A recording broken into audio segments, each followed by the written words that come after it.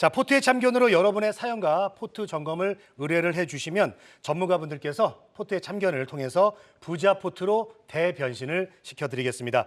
자, 돈이 모이는 포트와 함께하고 싶으신 분들은 현재 화면에 나가고 있는 메일 주소로 보유 종목 등을 적어서 보내주시면 되겠습니다. 자, 그리고 메일은 24시간 열려 있으니까 많은 분들의 참여 기다리고 있겠습니다.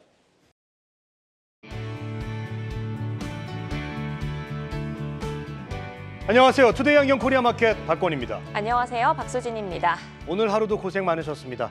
엔비디아 반등과 함께 부침을 겪었던 SK하이닉스가 급등했고 삼성전자도 3거래일 연속 상승세를 이어갔습니다. 삼성전자, SK하이닉스 등 동반 강세 속에 코스피는 상승폭을 키우며 마감을 했습니다마는 코스닥은 등락 끝에 보합권에서 마무리됐습니다. 코스닥 시총상위 10위권 종목들은 일제히 하락했는데요. 방향성 부재 속에 어떤 종목들이 차기 주도주 자리를 향해서 달리고 있을까요? 투데이 안경 원픽으로 만나보시죠.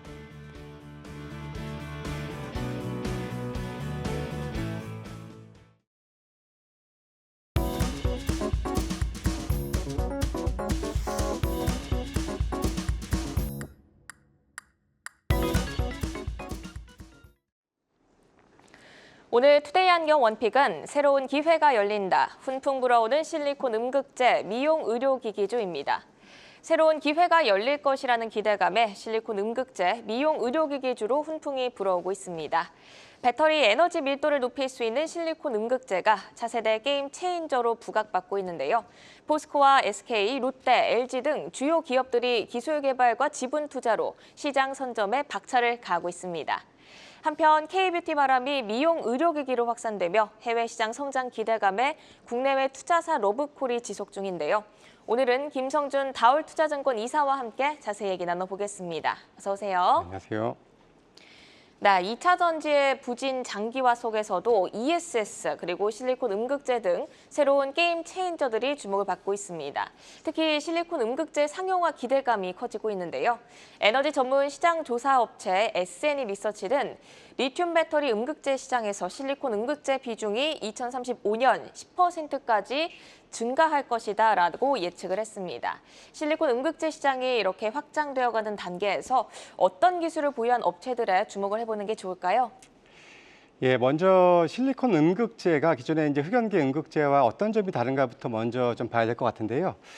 먼저 이 장점부터 본다면은 흑연계 음극재보다도 에너지 밀도가 4배가량 높아서 이제 출력과 충방전 속도가 상당히 빠르다라는 장점이 있는데요.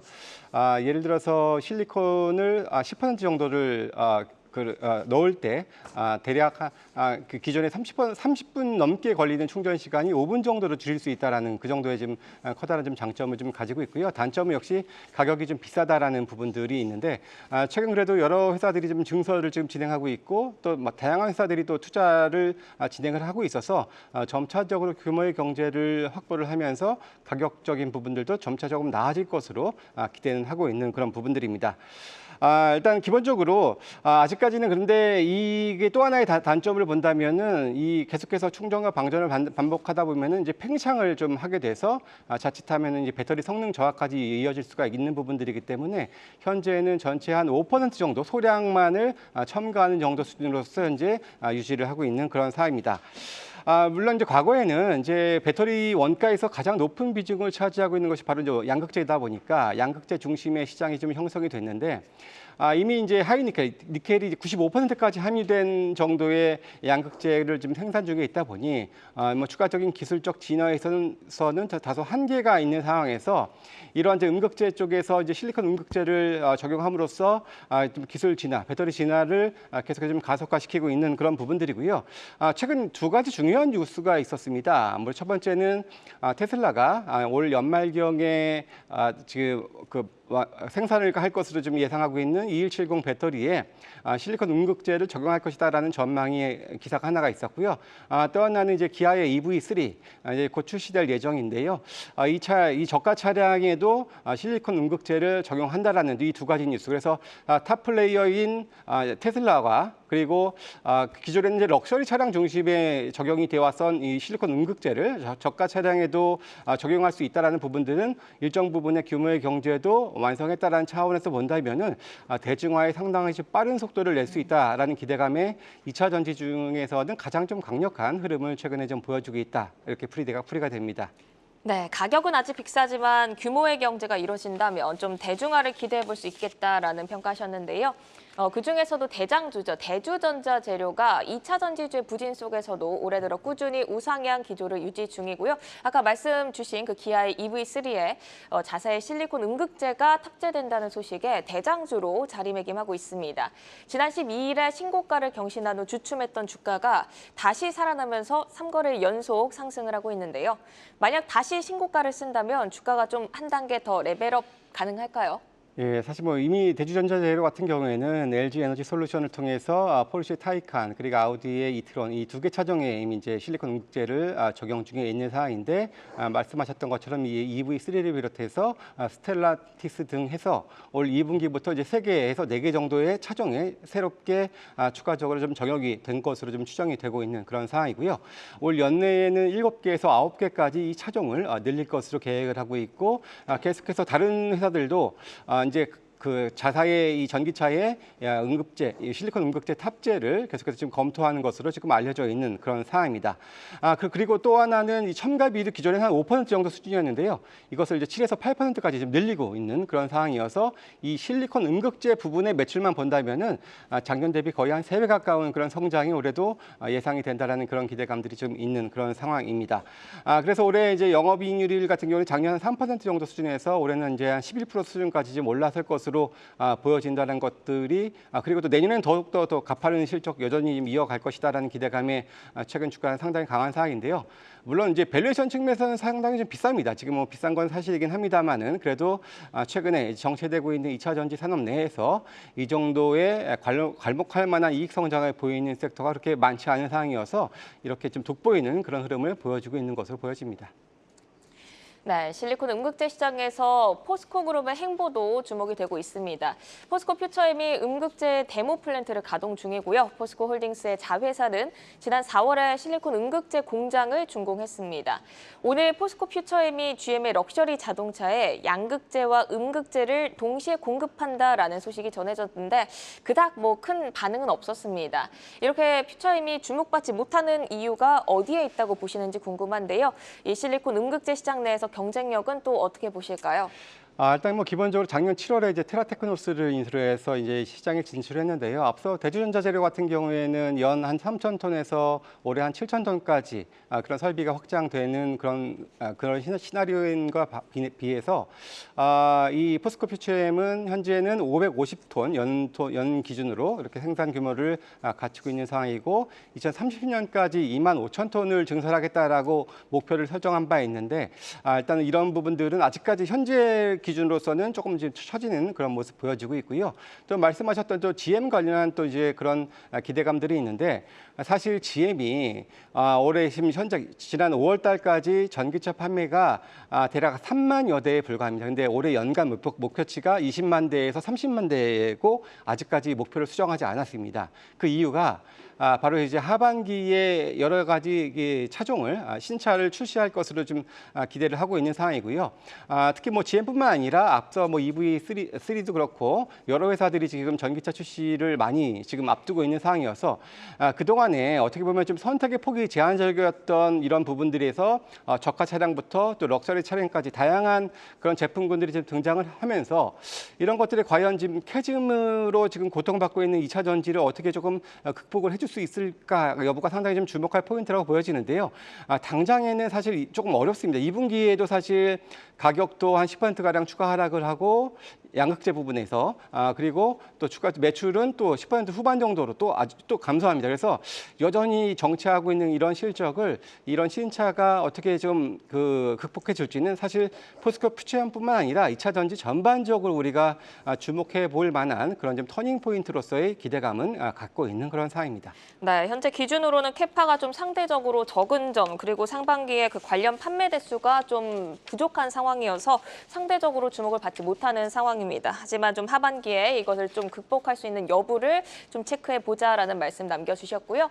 이어서 미용 의료기기주 살펴보겠습니다. K-뷰티 바람이 미용 의료기기로 확산되며 재평가 기대감이 고조되고 있습니다. 오늘 하이로닉이 범용 전기수술 의료기기에 미국 FDA 승인 소식을 전하면서 급등을 했고요. 또 어제 클래시스는 이루다 합병 추진을 10월에 마무리하고 또 글로벌적인 기업으로 도약한다는 계획을 밝혔습니다. 미용 의료기기죠. 좀 한동안 쉬어갔었는데 다시 기지개를 좀 펼 수 있을까요? 뭐 최근에 이제 북미 시장에서 이제 K-뷰티가 상당히 좀 괄목할 만한 성장을 보여주면서 시장의 신뢰도를 지금 높여주고 있는 그런 상황인데요. 마찬가지로 미용 의료기기 섹터 역시도 비슷한 흐름을 좀 보여주고 있습니다. 사실 뭐 미국 의료비 비싸죠. 비싼 상황인데 이런 피부 시술을 받으려면은 최소 3개월에서 한 6개월 정도를 받게 되고 일회 시술 비용도 상당히 만만치 않습니다. 그런데 국내 제품 같은 경우에는 이 시술 비용을 절반으로 낮추는 대신 성능은 한 70에서 80% 정도까지 이렇게 올리는 그런 정도의 전략을 세우는 이런 가성비 전략을 좀 세우고 있는 상황이고 거기에 더불어서 이제 소모품 매출까지 더하면서 그 부족한 부분들을 조금 메꾸고 있는 그런 흐름으로서 시장 점유율을 계속해서 지금 넓혀가고 있는 그런 상황입니다. 최근에 제이시스 메디칼이 프랑스 사모펀드로서 피인수가 되면서 이제 공개 매각 통해서 상장 폐지를 지금 앞두고 있는 그런 상황인데요. 또 이전에는 루트로닉도 그렇게 또 마찬가지 흐름으로서 상장 폐지가 되어 있는 그런 상황인데요. 글로벌 사모펀드가 이 미용 의료기기 쪽 회사에 상당한 좀 관심을 많이 갖고 있습니다. 그 이유는 빠른 자금의 회수 그리고 안정적인 그런 그 수익률에 대한 기대감들을 갖고 있다라는 부분들을 우리가 유추해 보더라도 시장의 성장에 대한 기대감들의 상장이 좀 높다라고 좀 볼 수가 있고요. 그런 측면에서는 하반기에도 여전히 좀 기대해 볼 만한 섹터로서 저는 미용 의료기기 계속해서 좀 주목해 보고 있는 그런 상황입니다. 네, 하반기 계속해서 성장성에 기대를 걸어볼 만하다라는 말씀이셨는데요. 특히 오늘은 하이로닉이 의료기기의 그 미국 FDA 승인 소식과 함께 저평가 분석 리포트가 나오면서 10% 넘게 급등을 했습니다. 이 미국 FDA 승인에 따른 기대 효과와 밸류에이션 매력도는 어떻게 보실까요? 그동안 이제 매출 비중을 보면은 이제 국내가 한 27%, 그리고 좀 중화권이 한 24%, 유럽이 7%, 뭐 중동이 한 5% 정도로 이렇게 좀 돼 있었는데 그동안에 진출하지 못했던 새로운 시장, 그것도 상당히 큰 시장에 진출할 수 있다라는 부분들은 그동안 상대적으로 좀 이제 하이로닉이 여타 이 의료기기 업체보다는 좀 저평가를 받았던 또 이유였기도 합니다. 거기에 또 더불어서 최근에 또 이제 남미 지역에서도 일부 제품 승인을 받은 상황이기 때문에 북미와 남미 이런 가치에서 동반돼서 또 이제 새로운 시장이 좀 펼쳐질 수 있다라는 측면에서 본다면은 그래도 일정 부분의 이 밸류에이션을 좀 그 할인됐었던 이유를 좀 해소를 했다라는 차원에서 본다면은 저는 충분히 좀 상승 가능성이 있어 보이는 상황이고요. 지금 현재 하이로닉이 최고가가 역사적 신고가가 이제 11,800원대에 형성이 되어 있는데요. 일단 한번 뭐 전고점 트라이도 한번 노려볼 만하다라는 그런 기대감 가져볼 수 있는 상황이고요. 일단 뭐 증권사 의견에 따르면은 뭐 이제 10,000원대 한 중반 정도 수준까지는 목표하는 증권사들도 있는 것은 참고적으로 말씀을 드리겠습니다. 네, 그렇다면 실리콘 응급제와 미용 의료기기주 내에서 김성준 이사의 탑픽 종목 확인해 보도록 하겠습니다. 실리콘 응급제 쪽에서는 대장주인 대주전자재료를 갖고 오셨고 미용 의료기기 쪽에서는 비오를 가져오셨는데요. 대주전자재료부터 짧게 들어볼까요? 예, 사실 현재 실리콘 응급제에서는 현재까지는 대안이 그렇게 더 있지는 않기 때문에 이제 제가 대주전자재료를 말씀을 드렸고요. 사실 밸류에이션이 비쌉니다. 그렇기 때문에 그런 차원에서 감안하셔서 접근하셔야 될 것 같고요. 비오를 선정한 이유는 사실 이 업계 내에서 가장 높은 영업이익률을 보여주고 있습니다. 53% 정도의 영업이익률을 보여주고 있고요. 이 회사의 장점은 작년에 제기됐었던 이제 ITC 소송에서 승소를 하면서 지난 1분기에도 총 11개 회사의 그런 이제 소송을 했는데 승소를 했기 때문에 그중에서 1개 회사에서 합의금을 수취했는데 지난 1분기 실적 14억이 플러스로 찍혔고요. 아마 2분기에도 다른 회사로도 이제 합의가 계속해서 하고 있는 상황이기 때문에 추가적으로 이어질 수 있을 것이라는 부분들, 또 그뿐만 아니라 로열티 수익까지도 같이 또 나올 수 있기 때문에 계속해서 이익 안정성은 좋아질 것으로 보여지고 또 이제 오리지널로 인정을 받았기 때문에 시장 영업력에 있어서 상당한 좀 우위를 점할 수 있다는 장점을 가지고 있는 회사가 바로 비올입니다. 네, 이렇게 투데이 안경 원픽, 오늘은 실리콘 응급제와 미용 의료기기를 주제로 김성준 이사의 원픽, 대주전자재료와 비올까지 만나봤습니다. 종목별 성장 모멘텀 잘 체크하면서 새로운 기회들 선점해 나가시길 바랍니다.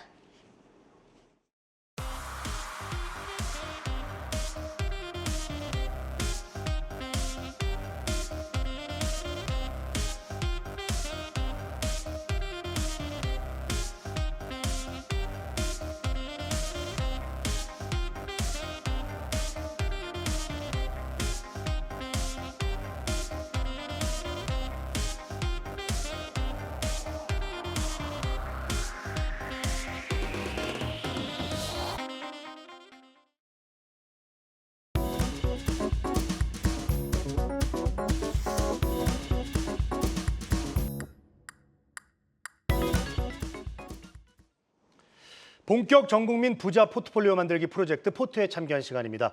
포트에 참견으로 여러분들의 사연과 포트 점검을 의뢰를 해주시면 전문가들이 적극적인 포트에 참견을 통해서 부자 포트폴리오로 대변신을 시켜드리겠습니다. 지금 화면에 보이는 메일 주소로 여러분들의 궁금한 것들, 보유 종목 보내주시면 되겠습니다. 사연 신청자분들께 저희들이 선물 드리고 있습니다. 경제 경영 관련된 서적과 환경 매거진을 드리고 있으니까 누구나 참여하실 수가 있습니다. 절대 어렵게 생각하지 마시고 지금 바로 메일로 신청해 주시면 되겠습니다. 포트에 참견 오늘의 주인공 만나보도록 하겠습니다. 오늘은 40대 남성분이시고요. 우주님이 되겠습니다. 포트폴리오 함께 보시죠. 투자 자산 1억 원이고요. 국내 주식은 60%, 해외 주식 20% 그리고 현금 20% 비중입니다. LG화학, 더존비주원, 가온칩스, 로보티즈 그리고 삼천당 제약, 국내 주식 5종목이고요. 마이크론, 비아디 이렇게 해외 주식은 2종목 총 7종목이 되겠습니다. 네, 오늘 우주님의 포트를 함께 분석하고 정비해 주실 두 분입니다. 황재수 신한투자증권 서울금융센터 지점장, 김성훈 MHB 인베스트 이사와 함께합니다. 어서 오세요. 안녕하십니까. 어서 오십시오. 네, 현재 우주님의 포트를 보면 2차 전지와 반도체, 로봇, 제약, 전기차 등 종목 색깔이 아주 다양한데요. 두 전문가는 이 포트에 대해서 어떻게 평가하실지 두 분의 점수부터 공개하겠습니다. 네, 두 분 모두 70점을 주셨는데요. 먼저 지점장님의 70점 점수평부터 들어볼까요? 예, 우선은 이제 수익률을 보듯이 이제 수익률이 크게 나거나 아니면 좀 많이 마이너스가 났기 때문에 이 부분에 있어서는 좀 장기 투자를 하시는 분이 아니신가라고 생각이 되고요. 뭐 좋게 봤던 부분에 있어서는 보시는 것처럼 이제 업종 대표주라고 해서 뭐 1등주일지 2등주일지는 뭐 상황에 따라 다르지만 그래도 업종의 대표주를 매수하셨다라는 부분에 있어서 굉장히 좀 잘 하셨다라고 말씀드릴 수 있을 것 같고요. 포트폴리오 구성이 좀 뭐 예를 들어 2차 전지, 예를 들어 AI 관련된 주, 아니면 뭐 데이터 관련된 주, 그리고 뭐 바이오, 그리고 로봇, 이런 쪽으로 좀 분산돼 있던 부분도 좀 리스크관리 쪽에서 이제 좀 잘 접근했다라는 부분인데 그럼에도 불구하고 약간 이제 70점을 드렸던 이유 중에 하나는 이제 이익이 많이 나서 예를 들어서 플러스 난 거를 오래 보유하면서 이익을 크게 나는 건 너무나도 좋은데 손실도 또 같은 조건이었다는 거죠. 손절매가 전혀 없었기 때문에 손실이 굉장히 크게 누적됐다라는 부분이어서 이 부분에 있어서는 뭐 향후에도 말씀을 드리겠지만 기술적 분석이든 기본적 분석이든 정말로 자기만의 그러니까 뭐 손절매에 대한 명확한 규정만 있으면 그래도 계속적으로 자산이 우상향하지 않을까라고 해서 이제 70%를 드렸습니다. 네, 분산 투자 그리고 업종 대표주를 매수한 거는 잘했지만 좀 일부 종목의 그 손절 타이밍이 좀 아쉽다라는 평가를 남겨주셨습니다. 이사님도 70점을 주셨는데요. 두 분 좀 비슷한 의견이실 것 같아요. 좀 들어볼까요? 네. 역시나 이제 앞서서 말씀을 해주신 것처럼 이 장기 투자에 대한 부분들은 이제 잘하신 거라고 생각을 합니다. 그리고 또 하나 이제 미국과 중국 주식도 이제 가지고 계시죠. 결국 이제 자산을 갖다가 좀 다양하게 배분을 하셨기 때문에 이 역시 잘한 점이라고 저도 생각을 하고 있습니다. 다만 이제 아쉬운 부분도 있는데요. 역시나 이제 손절에 대한 부분입니다. LG화학 같은 경우는 이제 수익률이 마이너스 40%가 넘어가고 있는데 아마 이 비중이 30%인 것을 보니까 다른 종목들은 비중이 10%죠. 네, 30%인 거 보니까 이제 물을 탄 거로 이제 제가 좀 미루어 짐작을 해볼 수 있을 것 같아요. 자, 그렇다면 손절할 수 있었던 어떤 타이밍이 분명히 있었을 것 같은데 그 타이밍에 오히려 이제 소위 말해서 이 물을 탔기 때문에 그 부분이 좀 아쉽다라고 좀 말씀을 드릴 수 있을 것 같고요. 또 하나 이 종목들을 보시면 물론 이제 수익이 많이 난 종목들의 경우에는 보시면 BYD 그리고 마이크론 같은 경우는 그 나라를 대표하는 어떻게 보면 대표 종목들을 가지고 계시는데 그 우리나라 종목들을 보시면은 삼천당 제약 정도를 제외하면은 우리나라를 대표하는 대표 종목들이 아니다라고 좀 봐야 될 것 같습니다. 그래서 그런 부분들 좀 아쉽다라고 좀 말씀을 드릴 수 있을 것 같아서 그래서 70점을 드리도록 하겠습니다. 네, 자, 두 분 말씀 잘 들었습니다. 일단 두 분 다 똑같이 오늘은 70점을 주셨고 해외 주식이나 뭐 또 장기 투자나 이런 분산 같은 거 잘 돼 있고 또 주요 섹터를 편입했다는 점들. 그러나 손절 타이밍은 조금 아쉽다. 이런 전반적인 의견을 주셨습니다. 자, 우주님 같은 경우는 이렇게 사연을 신청을 해주셨어요. 주식 투자하면 돈 벌 수 있는 거 맞죠? 이렇게 물어보시면서 사연 신청을 해주셨습니다.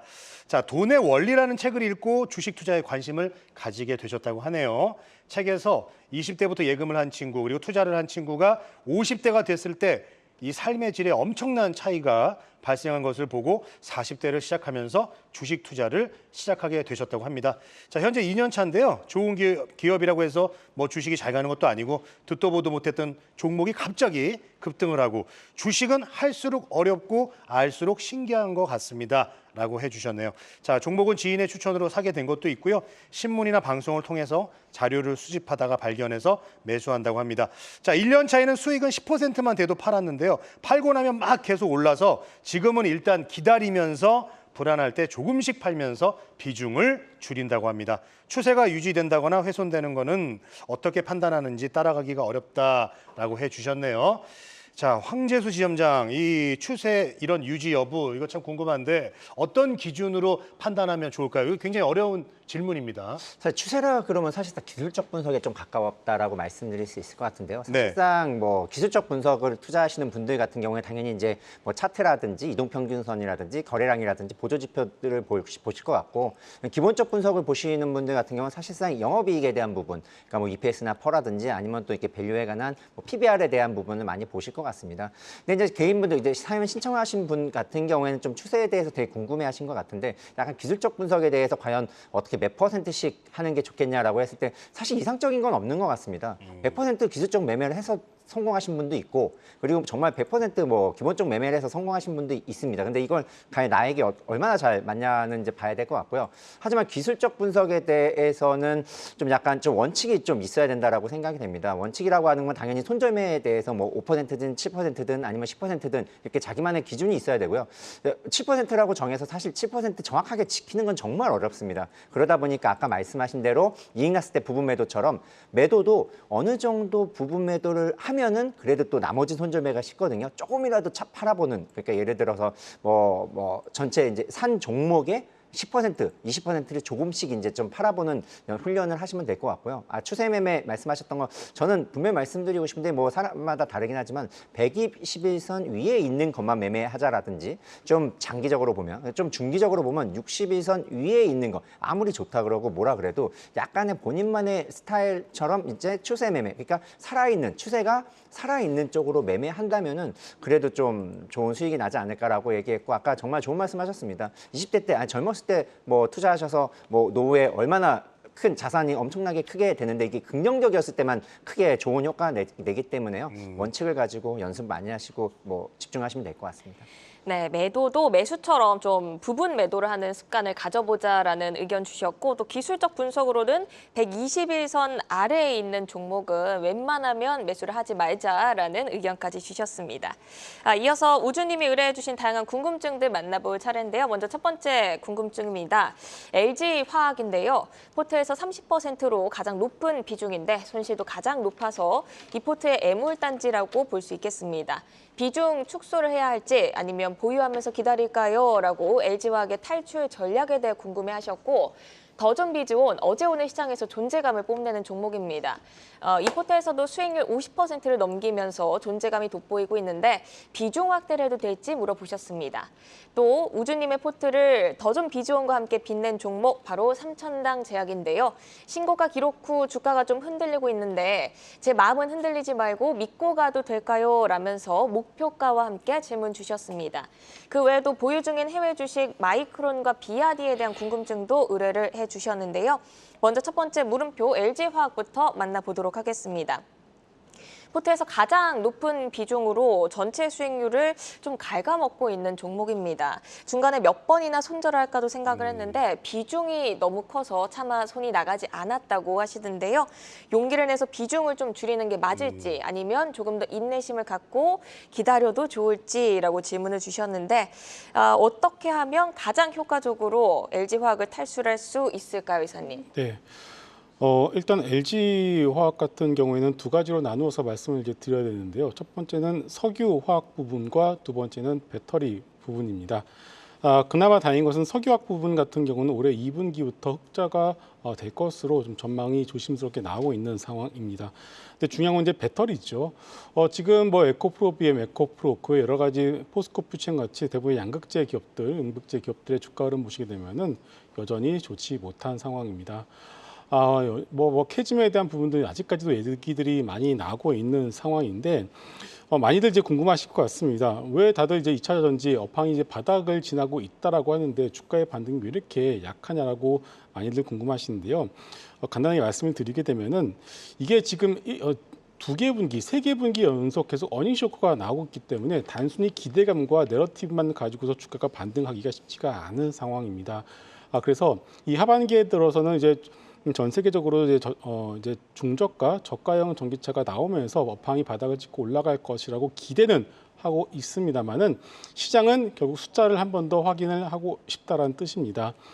그렇기 때문에 일단은 2분기 숫자 그리고 3분기 실적에서 어느 정도 바닥에 대한 부분들을 확인이 되는 모습이 나오게 된다면 그때부터 좀 빠르게 주가가 반등을 할 가능성이 높다라고 보여지고 있고요. 단순히 미국이 중국을 이렇게 견제를 한다, 이 전제를 견제를 한다, 단순히 이런 뉴스만 가지고서는 주가의 빠른 반등을 기대는 것은 좀 무리다라고 좀 다시 한번 강조를 드리도록 하겠습니다. 다만 자, 그렇다면 지금 와서 LG화학을 여기서 손절을 할 것이냐? 전혀 아니다라고 보고 있습니다. 손절의 의미는 없고요. 지금은 일단은 내년까지는 이제 가져가 보시는 그런 전략이 오히려 낫다라고 생각을 하고 있습니다. 마이너스 40%면요. 이거 손절하면은 이것을 복구하면 거의 더블 이상 내야 되거든요. 어떻게 보면은. 그렇기 때문에 손절의 의미는 없다라고 보고 있기 때문에 일단 업황의 바닥을 분명히 지나가고 있는 것은 맞기 때문에 좀 더 힘드시겠지만은 가져가시는 그런 전략이 오히려 현명하다라고 보고 있습니다. 네, 석유화학 부분에서 2분기부터는 턴어라운드가 예상이 되고요. 또 2차 전지도 바닥 모색 구간인데 좀 확실하게 확인이 돼야 한다. 하지만 지금 손절은 의미가 없는 구간이니까 좀 더 인내하면서 보유를 해보자라는 의견을 남겨주셨습니다. 그리고 우주님이 더존 비즈온에 대한 질문도 주셨습니다. 한국경제TV를 보다가 알게 된 기업인데 AI 시대와 맞는 사업으로 잘 구성이 된 것 같아서 매수를 하셨다고 합니다. 현재 50% 넘는 수익률을 기록 중인데 미래 성장성을 생각해 봤을 때 팔지 말고 조금 더 비중을 확대해도 되겠다라는 생각이 드신다고 하네요. 지점장님께 이번에는 질문을 드려보겠습니다. 비중 확대도 충분히 가능한 시점인지가 일단 궁금한데 아니면 좀 신고가를 경신한 시점인 만큼 좀 일부 수익을 챙겨볼까요? 예, 결론적으로는 추가 매수해도 된다라고 말씀드리고 싶고요. 당연히 이틀 동안 크게 올랐기 때문에 이격도가 좀 벌어진 상황입니다. 이 부분에 있어서 조정을 감안해야 되기 때문에 한 번에 사기보다는 두 번에 나눠 산다거나 아니면 조금 더 기다려서 이동평균선이 가까워졌을 때. 근데 이동평균선이 가까워지는 게 지금보다 높은 가격일 수는 있습니다. 왜냐하면 옆으로 기는 동안 이동평균선이 올라오기 때문에 차라리 그때를 기다리거나. 근데 이제 이러다가 또 이제 급등을 하면 사실상 괜히 기다려서 사려다가 못 사는 경우가 있기 때문에 보통은 말씀드린 대로 분할 매수를 먼저 해놓고 하면은 좀 생각보다 마음이 되게 가벼워집니다. 왜냐하면 분할 매수를 했기 때문에 빠지면 나머지 사도 되고 올라가면은 있는 거에 대한 부분 때문에 이제 또 살 수 있는 부분인데요. 더존 비전 같은 경우는 정말 잘 보셨던 것 같습니다. 기업력 소프트웨어 개발이라든지 판매 ERP, 클라우드 서비스, 플랫폼 서비스, 전자금이라든지 신제품으로 나올 원 AI라든지 이런 부분을 봤을 때는 정말로 지금 시대에 정말 맞는 기업이다라고 볼 수 있을 것 같고요.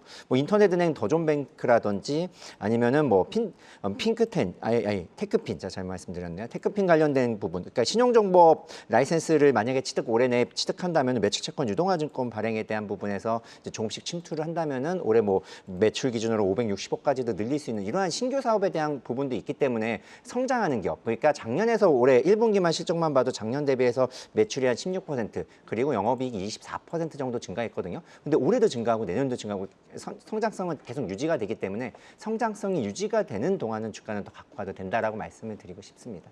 네. 자, 더존 비즈온에서 이제 좋게 얘기를 해주셨고 비중 확대해도 될까 이 질문에 대해서 이제 분할 매수해 나가는 거 나쁘지 않다 이런 의견 주셨습니다. 자, 계속해서 또 궁금증 풀어드리도록 하겠습니다.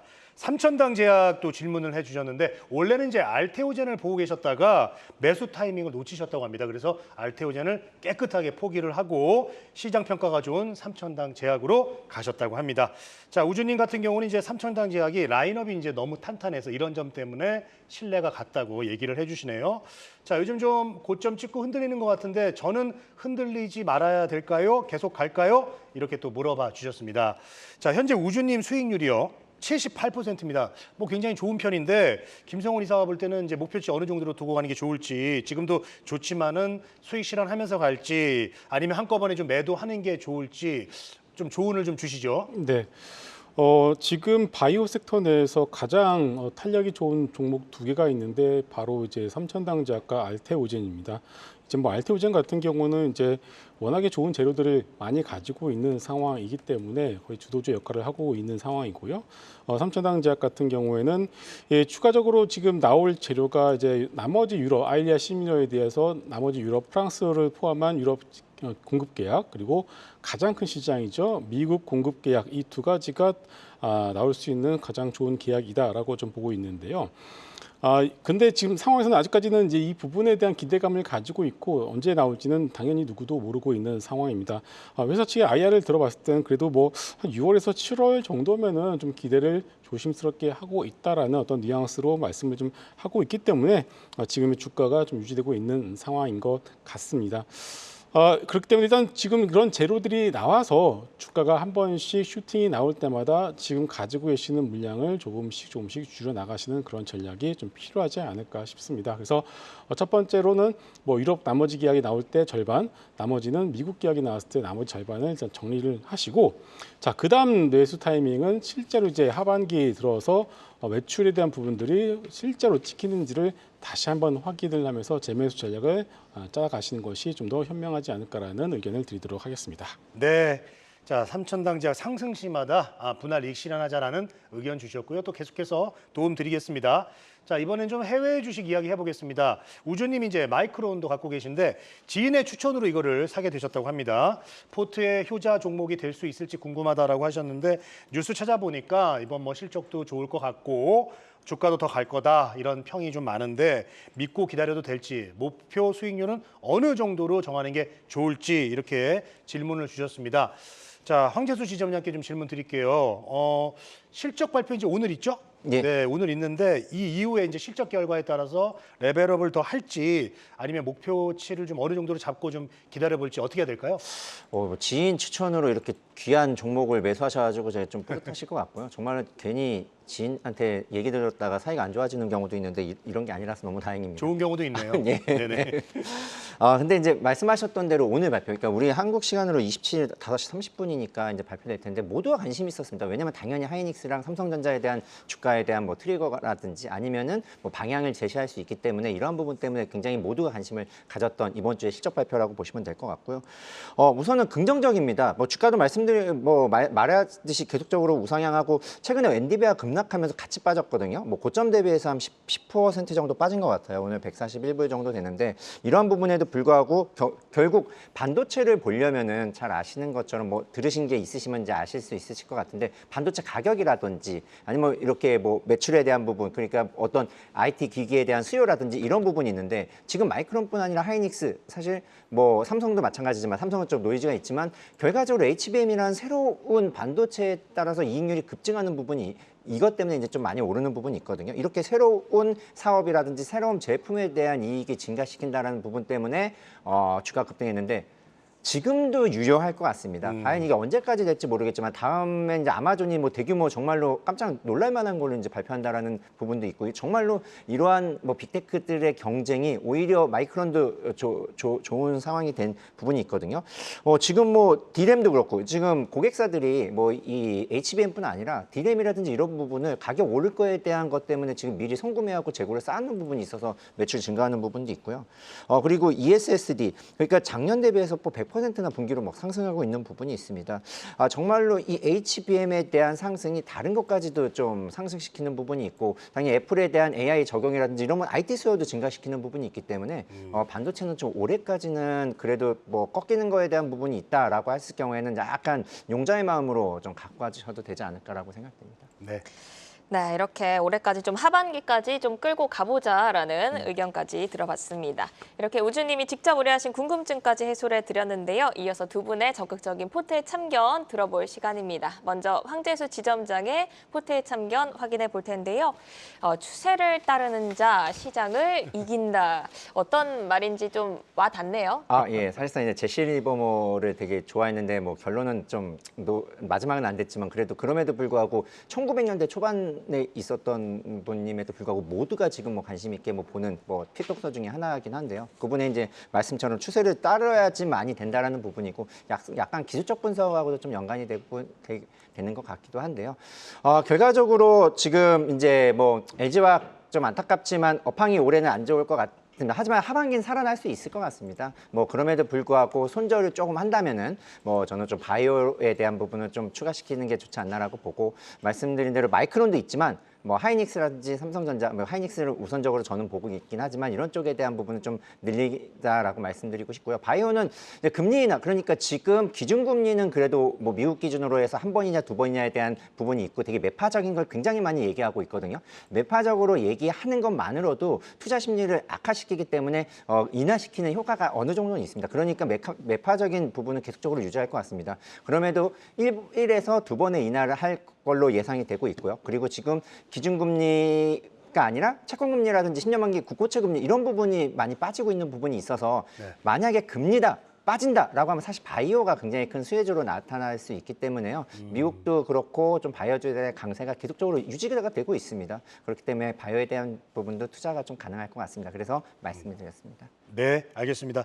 자, 이어서 김성훈 이사의 포트의 참견도 보도록 하겠습니다. 자, 항상 시장의 중심주를 찾으려고 노력하자. 당연한 것 같지만은 아주 또 기본에 충실한 그런 또 한 줄 평 주셨습니다. 정리해 볼까요? 네, 일단 뭐 의견 좀 다를 수 있겠습니다만은 LG화학 같은 경우는 지금 구간에서는 손절의 의미가 별로 없기 때문에 보유의 의견을 드리도록 하겠고요. 도전비전 같은 경우는 어제 출시한 이 AI 솔루션에 대한 평가 상당히 좋습니다. 마침 또 미국에 상장되어 있는 구글이 신고가를 기록을 하고 있는 것만 봤을 때는 시장 이제는 GPU에서 AI 소프트웨어 쪽으로 시선을 돌리는 것으로 보고 있기 때문에 더 좋은 비중 같은 종목들도 가져가 보셔도 좋을 것 같고요. 다만 이제 가온 칩스 같은 경우는 디자인 하우스 종목인데 돈을 잘 못 보일 가능성이 상당히 큽니다. 그래서 좀 정리를 해서 하반기 조선주에는 빅사이클을 대비해서 HD 현대 중공업으로 갈아타시는 전략을 말씀드리겠고요. 로보티지 같은 경우도 개별주죠. 그래서 비중이 작기 때문에 손실이 크시더라도 그냥 과감하게 정리를 해서 카페24 같은 개별주이지만은 좀 상방이 열려 있는 종목으로 갈아타시는 그런 전략도 괜찮을 것 같습니다. 자, 그리고 이제 BYD 같은 경우가 조금 이제 좀 어떻게 말씀을 드릴지 모르겠습니다만은 중국 주식이잖아요. 그래서 어려운 점이 있습니다만은 같은 자동차 주식이라면은 차라리 이제 배당과 주주하는 정책이 상당히 좀 세게 나올 것으로 예측이 되는 현대차 우선주로 갈아타시는 그런 전략도 좋을 것 같습니다. 네, 자 이렇게 두 분의 포트의 참견 정리해 봤습니다. 자, 오늘의 주인공 우주님께서 방송 잘 보고 계실 텐데요. 자, 이 참견을 잘 참고하셔가지고 성공 포트폴리오로 만들어 나가셨으면 좋겠습니다. 자, 이렇게 함께하고 싶으신 분들은 밑에 보이는 메일 주소로 여러분들의 궁금한 것들 보유 종목 보내주시면 되겠습니다. 선물도 준비되어 있으니까 여러분들의 많은 참여 기다리고 있겠습니다. 장 마감 후 4시부터 6시까지 진행되는 시간의 투자리그, 시간의 거래 동향 만나보는 이 시간의 단일가 시간입니다. 정기장 마감 후 오후 4시부터 6시까지는 10분 단위로 시간의 단일가 거래가 이뤄지는데요. 먼저 시간의 단일가 코스피 상승률부터 짚어보도록 하겠습니다. 현재 10개 종목들이 상승률을 뿜어내고 있는데요. HJ중공업 먼저 한번 체크해 보도록 하겠습니다. 조금 전 수주 공시를 알린 HJ중공업이 상승률 상위단의 위치에서 현재 3%대 상승부를 가져가고 있습니다. 이 밖에 코오름 글로벌도 2% 오름세 가져가면서 13,920원 선에 거래되고 있고요. 플레이그램 역시도 소폭의 오름세 가져가면서 1,300원 향해 달려가고 있습니다. 이어서 시간의 단일가 코스닥 상승률도 함께 확인해 보시죠. 짚어볼 만한 점은 바로 유진테크놀로지입니다. 유진테크놀로지는 폭스바겐이 리비안 투자 소식을 알리면서 관련주로 부각이 됐었는데요. 정규장에서는 15%, 시간에서도 거래량 10만 주 넘게 실리면서 현재 상한가에 진입해 있습니다. 또 IOK가 상한가에 진입해 있는데요. 현재 거래량이 11,000주 정도 되니 한번 체크해 보시면 좋을 것 같습니다. 그럼 시간의 단일가 코스피 하락률도 함께 체크해 보도록 하겠습니다. 현재 계양전기, 전기 전선주들이 좀 밀리는 모습이죠. 계양전기가 2%대 하락분을 가져가고 있고요. 화승 RNA가 현재 1% 소폭의 하락세를 보여주고 있습니다. 대원전선 우선주 같은 경우에는 정규장에서 강세 흐름 가져갔는데 현재 6,000원 선을 내주고 5,960원 선에서 거래되고 있습니다. 이어서 시간의 단일가 코스닥 하락률도 함께 짚어보도록 하겠습니다. 썸에이지 같은 경우에는 정규장에서는 좀 강세를 보였는데 3% 하락분 보이고 있지만 시총이 작은 기업인 만큼 변동성에 주의하셔야겠고요. 레이저옵텍 같은 경우에는 19% 급등세를 보였지만 시간에서 차익 실현 나오면서 1260원 선에서 거래되고 있습니다. 또 자율주행 관련주 라이콤이 22% 급등세를 보였는데요. 시간에서 차익 실현 나오면서 4,705원 선에서 거래되고 있고 코스메카 코리아가 1.7%, 선진뷰티 사이언스가 1.6% 하락분 가져가면서 24,400원까지 밀린 모습입니다. 이렇게 시간에서는 어떤 종목들이 움직이고 있는지 시황들 살펴봤습니다. 이어서 시간의 단일가 특징주 탑5 통해서 좀 더 자세히 짚어보도록 하겠습니다. 5위부터 확인해 보시죠. 5위는 테스가 자리했습니다. 테스는 반도체 장비 사업을 영위하는 업체로 오늘 엔비디아 반등에 힘입어 정규장 강세를 보인 종목입니다. 현재 시간에서는 소폭의 오름세를 가져가면서 특징주 5위에 이름을 올렸습니다. 이어서 4위 보겠습니다. 4위에는 DIC가 자리했습니다. 4거래일 연속 상승하면서 오늘 6,000원대까지 올라섰는데요. 현재 시간에서도 빨간불을 켜면서 강세 흐름 가져가고 있습니다.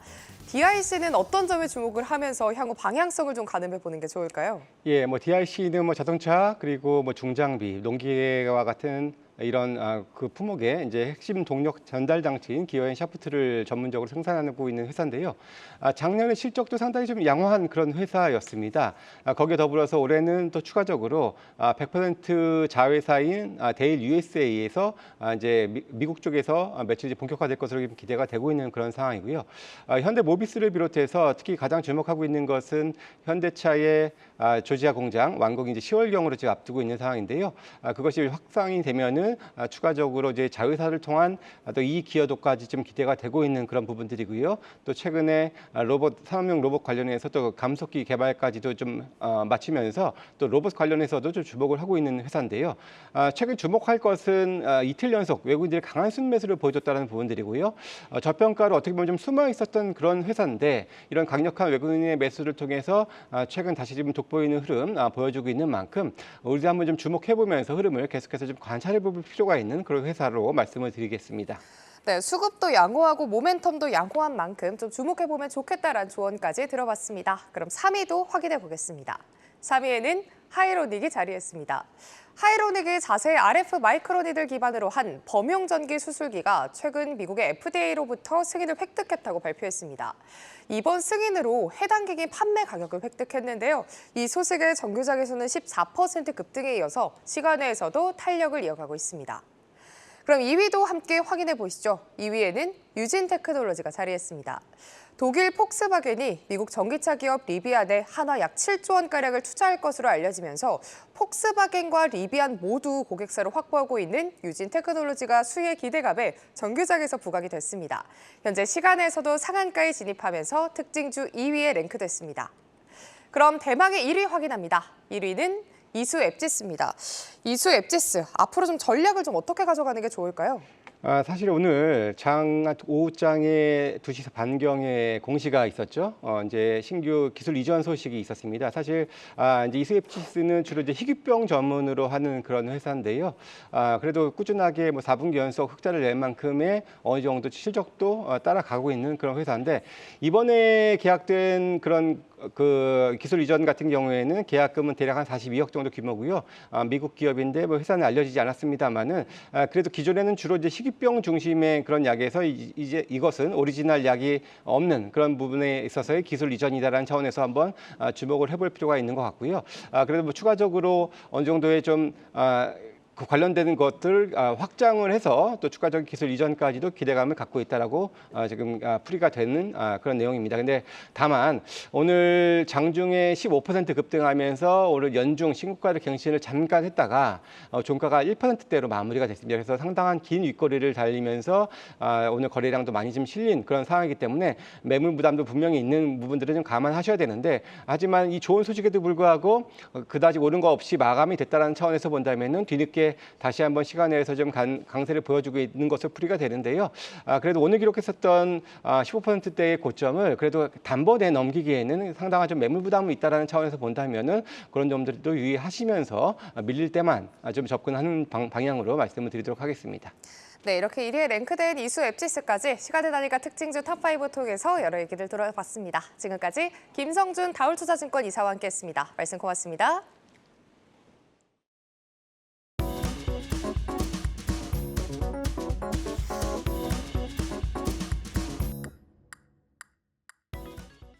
내일은 어떤 종목들이 시장의 주인공이 될까요? 주도주로 떠오르게 될 종목들 미리 만나보는 내일장 101 화면으로 바로 만나보겠습니다.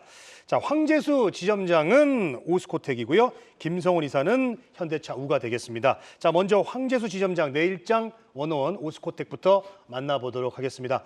자, 내일장 101 포인트 레이저 티닙 그리고 3분기 미국 FDA 승인 기대감 이게 아주 중요한 포인트인 것 같습니다. 예, 맞습니다. 지금 뭐 유한양하고 이제 그 오스코텍 보면 보통 지금 굉장히 큰 모멘텀이 있거든요. 근데 이제 그게 되냐 안 되느냐가 이 주가에 굉장한 트리거가 될지 아니면 좀 급락이 될지에 대한 부분인데 실질적으로는 뭐 당연히 긍정적으로 보고 있고 가능성을 굉장히 높게 보기 때문에 아주 높게 보기 때문에 사실 말씀을 드리는 부분도 있고요.